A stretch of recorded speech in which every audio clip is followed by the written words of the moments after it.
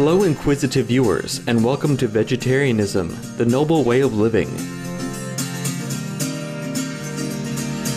Fruit bats are responsible for 90% of the regrowth of the forests. About 145 genera of plant depend on bats for seed dispersal and pollination. Today we are visiting Lubee Bat Conservancy in Gainesville, Florida, USA, in the first of a three-part show.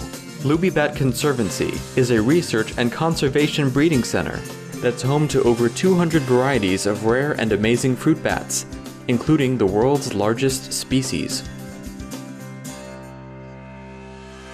We have the most diverse collection of bats in the world. We have 12 species of fruit bats, 212 individuals.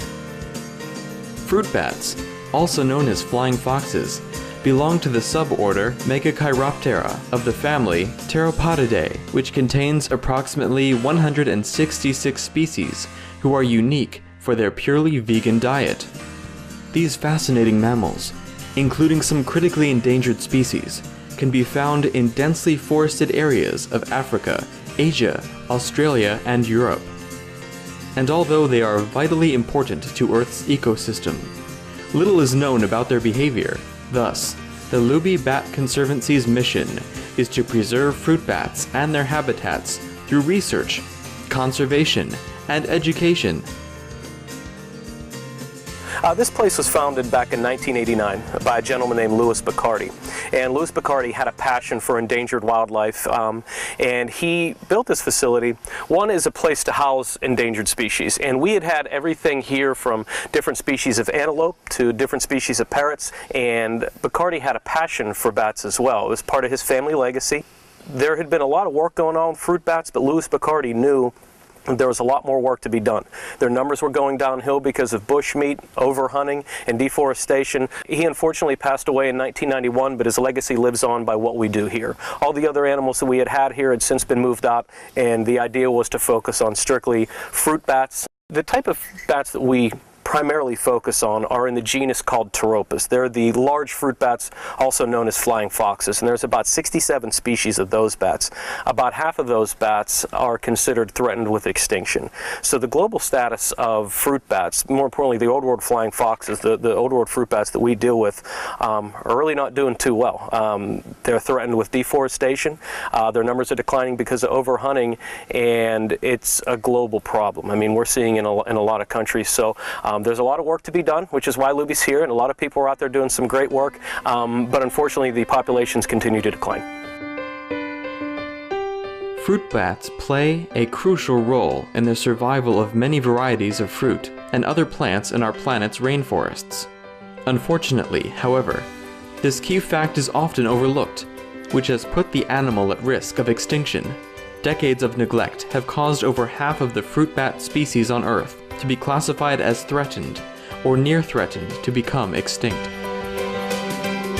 There's a lot of work to be done, and Louis Bacardi knew, and a lot of the researchers that we work with know how important these animals are, not only for seed dispersal and pollination of flowers, but to the economies and a lot of the areas where they're from. I mean, these type of bats are vital to the pollination of plants such as bananas, agave, all sorts of products. We depend on durian, baobab trees in Madagascar and Africa, and they're extremely important animals to the environment. Louis Bacardi knew that, and we continue that work, focusing on these type of bats because of their importance to seed dispersal and pollination, but because their numbers are also declining. And as their numbers decline, a lot of the fruits that we depend on, which are also economically dependent, are going to fall with the fruit bats. So our work is focused on fruit bats because they're so vital to the ecosystem, but also to the economies of the countries they're in as well.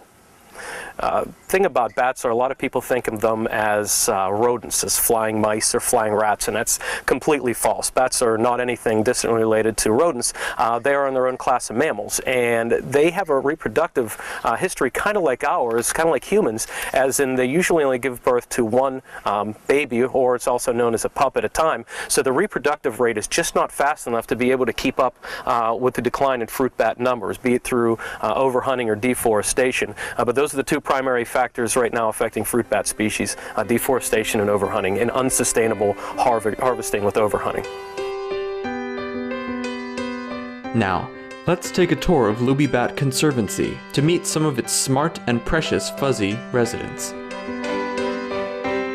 What makes bats unique is that they are the only mammals that can fly. Bats are in their own order of mammals. It's called Chiroptera, which is Latin for hand wing, because these guys are the only mammals capable of flying. And what enables them to fly are these things right there. It's their wings. They have these massive wings which enable them to fly.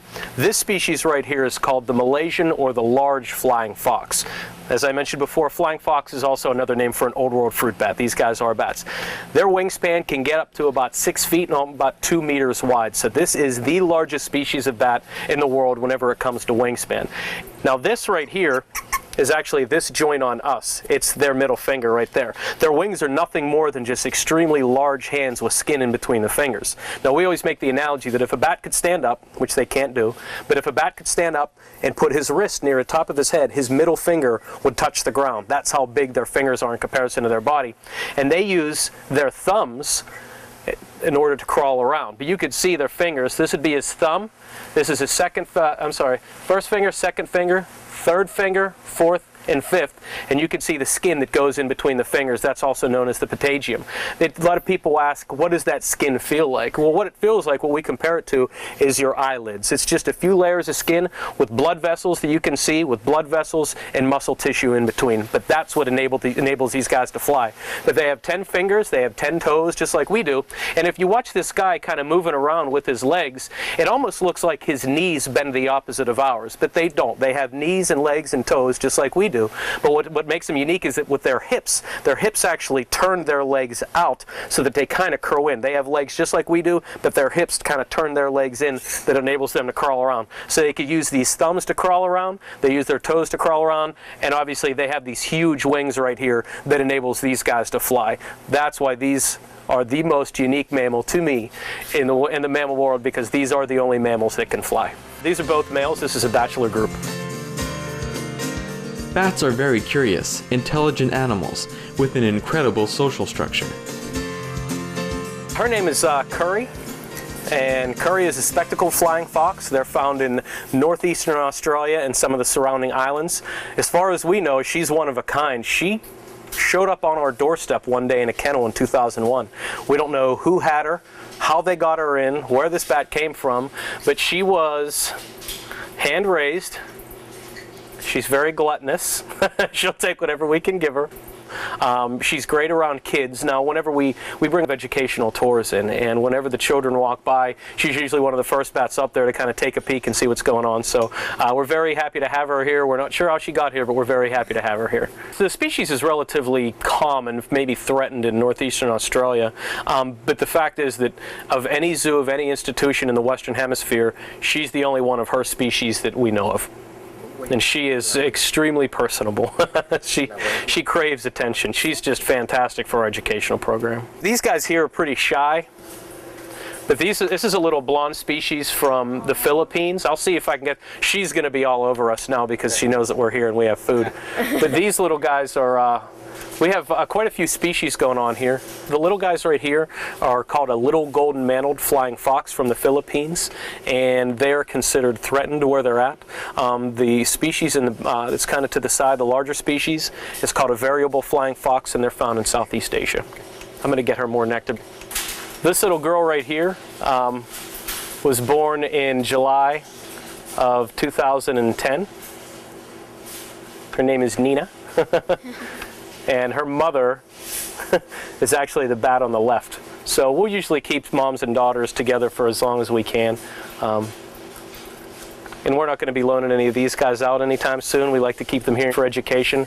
Kids obviously love the species. They're small, they're blonde, they're pretty cute. This is an all-male pen. The guy on the right is a Malaysian or a large flying fox, again, largest species in the world.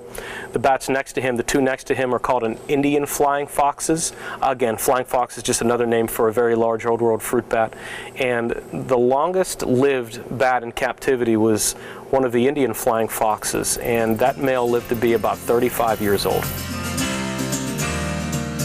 Bat Conservancy's highest priority is to help conserve wildlife through various means, including breeding for reintroduction. This right here is called a Rodrigues fruit bat, and these bats are found on one little tiny island off the east coast of Madagascar, and this is an endangered species of bat. And at one time, these guys were one of the world's most endangered mammals. Lubee Bat Conservancy has 12 species of bats here, and we routinely breed for the species that we currently maintain. We are the only place right now currently breeding the little golden-mantled flying fox and the variable flying fox in the United States. So we're pretty special when it comes to that. We were the first facility to breed the Malaysian flying fox, also known as the large flying fox, the big guys with the 5-6 foot wingspan. When it comes to the breeding of fruit bats, the management of fruit bats, we are the expert. We thank Lubee Bat Conservancy for giving us the special opportunity to enter the fascinating world of fruit bats. Please tune in for the second part of this series to learn more about the personality and intelligence of these intriguing animals.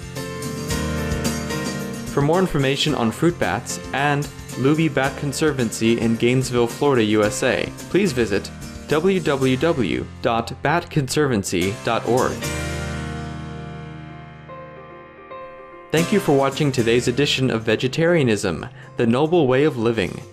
Coming up next is Between Master and Disciples, here on Supreme Master Television. May our loving hearts encompass all creatures with whom we share our beautiful planet.